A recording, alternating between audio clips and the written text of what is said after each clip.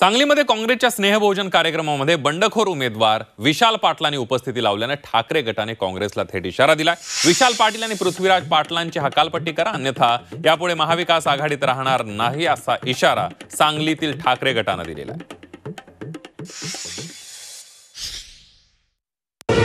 त्याचा उद्देश आमचा असा आहे की येणाऱ्या विधानसभा निवडणुकीमध्ये तो जोमानं कामाला लागला पाहिजे आणि त्या दृष्टिकोनातून एक विधानसभेची पेरणी म्हणून आम्ही हा स्नेह मेळावा त्या ठिकाणी ठेवलेला होता। दुसरं कोणतेही उद्दिष्ट त्या ठिकाणी नाही। जर येणाऱ्या काळामध्ये महाविकास आघाडीला सांगली जिल्ह्यामध्ये महाविकास आघाडी म्हणून पाहायचं असेल तर आपण तातडीनं विशाल पाटील आणि पृथ्वीराज पाटील यांच्यावर पक्ष हकालपट्टीची कारवाई करावी, अन्यथा सांगली जिल्ह्यामध्ये परत महाविकास आघाडी होणार नाही।